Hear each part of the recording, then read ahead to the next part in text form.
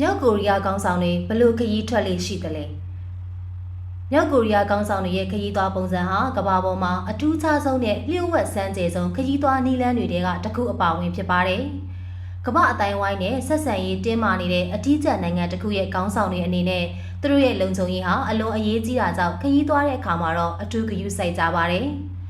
်သူတို့ရဲ့အဓိကခရီးသွားရင်ကတော့တုံယန်ဂွန်လို့ခေါ်တဲ့တမ္မဏိယထာကြီးဖြစ်ပြီးတော့လေကြောင်းခရီးထက်ပိုမိုလုံခြုံတယ်လို့ယုံကြည်ကြပါတယ်။ဒီယထာကြီးဟာတာမန်ယထာတစ်စင်းနဲ့မတူဘဲနဲ့အစစ်မြစ်လုံခြုံရေးစနစ်တွေနဲ့တည်ဆောက်ထားပါတယ်။ရှေ့ပြေးယထာတစ်စင်းကယထာပေါ်မှာရှိနိုင်တဲ့မိုင်းတွေနဲ့တခြားအန္တရာယ်တွေကိုကြိုတင်စစ်ဆေးရှင်းလင်းပေးပါတယ်။တုံယန်ဂွန်ကိုယ်တိုင်ကလည်းအမိုးဘေးဘက်နဲ့အောက်ခြေအထိကြီးကားပြားတွေနဲ့ကာယံထားပြီးတော့တိုက်ခိုက်မှုအမျိုးမျိုးကိုခံနိုင်ရရှိအောင်ပြုလုပ်ထားပါတယ်။ရထားတွဲတွေရဲ့အတွင်းပိုင်းမှာဆိုရင်ခေါင်းဆောင်နဲ့အခြားအဆင့်မြင့်အရာရှိတွေအတွက်တီးသက်နေထိုင်ခန်းတွေပါဝင်သလိုကျန်တဲ့တွဲတွေမှာတော့လက်နက်ကင်တပ်သားတွေကိုရံတော်တပ်ဖွဲ့တွေနဲ့ရထားတစ်ခုလုံးကိုကာကွယ်ဖို့အတွက်အဆင့်မြင့်လက်နက်ကြီးတွေတပ်ဆင်ထားပါတယ်။မမျှော်လင့်တဲ့တိုက်ခိုက်မှုတွေကြောင့်ယထာရက်တန့်သွားခဲ့ရင်တောင်မှခေါင်းဆောင်တွေလွတ်မြောက်နိုင်ဖို့အတွက်ယထာအတွင်းမှာရဟတ်ယာဉ်တစ်စင်းကိုပါထည့်သွင်းထားတာဟာအံ့ဩစရာကောင်းပါတယ်။တုံယန်ဂွန်ရဲ့လုံခြုံရေးစနစ်အပြင်အတွင်းပိုင်းအပြင်စင်တွေကလည်းအထူးခြားဆုံးပါပဲ။မြင်းကြားရောင်ထိုင်ကုန်ကူရှင်တွေအတန်လုံးနံရံတွေစိတ်ငြိမ်စေတဲ့ပန်းမင်ပုံစံမီးအိမ်တွေနဲ့အလှဆင်ထားပါတယ်။ခေါင်းဆောင်တွေအတွက်အကောင်းဆုံးအစားအသောက်တွေကိုပြင်ဆင်ပေးနိုင်တဲ့စားသောက်ဆိုင်တန်းတွေလည်းပါဝင်ပြီးတော့မြောက်ကိုရီးယားခေါင်းဆောင်တွေနှစ်သက်တဲ့ဒေသခံအစားအစာတွေသာမကပြင်သစ်၊အီတလီနဲ့တခြားနိုင်ငံတွေရဲ့အရသာရှိတဲ့ဟင်းလျာတွေကိုလည်းကျွမ်းကျင်တဲ့စပို့မှုတွေကပြင်ဆင်ပေးပါတယ်။ကွယ်လွန်သွားပြီဖြစ်တဲ့မြောက်ကိုရီးယားခေါင်းဆောင်ကြီးကင်ဂျုံအီကအီတလီအစားအသောက်တွေကိုအထူးနှစ်သက်ခုံမင်သူတစ်ယောက်ပါ။ဒါကြောင့်ပဲသူနေထိုင်တဲ့အိမ်တော်ရဲ့ဒီယထာကြီးမှာခန့်ထားတဲ့စပိုမှုတွေကိုဆိုလို့ရှိရင်သူ့ရဲ့တရားဝင်ခွင့်ပြုချက်နဲ့ဥရောပနိုင်ငံတွေမှာအီတလီအစားအသောက်ချက်ပြုတ်နည်းကိုတင်ယူခိုင်းထားပါတယ်။ဒါအပြင်ပြည်တွင်းမှာလည်းအီတလီအစားအသောက်တစ်မျိုးဖြစ်တဲ့ပီဇာဆိုင်တွေကိုဖွင့်လှစ်ထားပါသေးတယ်။ဒါကအနောက်နိုင်ငံတွေကိုမုန်းတီးတဲ့မြောက်ကိုရီးယားလိုနိုင်ငံမျိုးမှာတော်တော်လေးထူးခြားတယ်လို့ဆိုရမှာပါပဲ။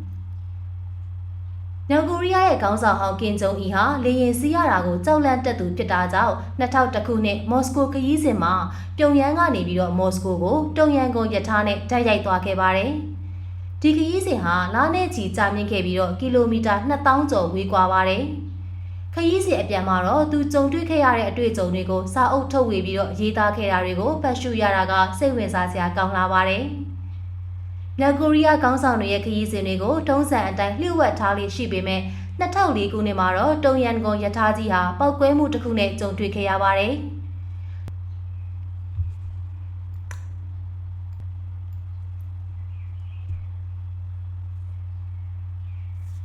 ဒီပောက်ကွဲမှုတွေကိုဓာတုဆေးဝါးတွေတူလောင်ထားတဲ့အဆောက်အုံကိုတိုက်မိတာကြောင့်လို့တရားဝင်ထုတ်ပြန်ခဲ့ပေမဲ့တကယ်အမှန်မှာတော့အာနာလူပွဲတွေရဲ့နောက်ွယ်မှာရှိနေတယ်လို့ကမ္ဘာကသတိထားမိလာပါတယ်။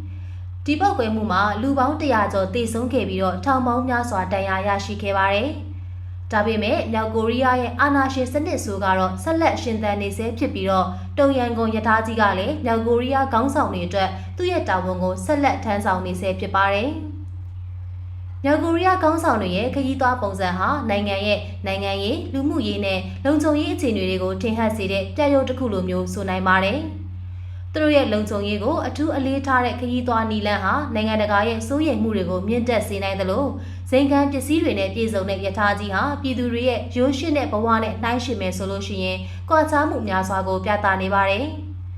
ဒါအပြင်ခရီးစဉ်တွေနဲ့ပတ်သက်တဲ့လျှို့ဝှက်ချက်တွေနဲ့ပောက်ကွဲမှုလိုမျိုးမမျှော်လင့်တဲ့ဖြစ်ရပ်တွေကမြောက်ကိုရီးယားရဲ့မတည်ငြိမ်တဲ့နိုင်ငံရေးအခြေအနေကိုပုံမပေါ်လွင်စေပါတယ်။ဒါကြောင့်မြောက်ကိုရီးယားခေါင်းဆောင်တွေရဲ့ခရီးသွားပုံစံကိုလေ့လာခြင်းဟာမြောက်ကိုရီးယားနိုင်ငံရဲ့အတွင်းရေးအခြေအနေတွေကိုနားလည်နိုင်ဖို့အတွက်အရေးပါတဲ့အစိတ်ပိုင်းတစ်ခုဖြစ်ပါတယ်။ဒါကတော့ကမ္ဘာပေါ်မှာအာဏာရှင်အဆန်ဆုံးနဲ့နိုင်ငံသားတွေအပေါ်ချုပ်ချယ်မှုအများဆုံးလို့သတ်မှတ်ခံထားရတဲ့မြောက်ကိုရီးယားနိုင်ငံကခေါင်းဆောင်တွေအနေနဲ့လုံခြုံရေးကြိုးပမ်းမှုမရှိအောင်ဘယ်လိုခရီးသွားလဲဆိုတာတင်ဆက်ပေးခဲ့တာပါ။နောက်ထပ်လည်းအခုလိုမျိုးကမ္ဘာအရရက်ကစိတ်ဝင်စားဖွယ်အကြောင်းအရာတွေကိုတင်ဆက်ပေးသွားအောင်မှာဖြစ်တာကြောင့် like and follow လေးလုပ်ခဲ့ပေးဖို့မမေ့ကြပါနဲ့အောင်ရှင်။အားလုံးကိုကျေးဇူးတင်ပါတယ်နော်။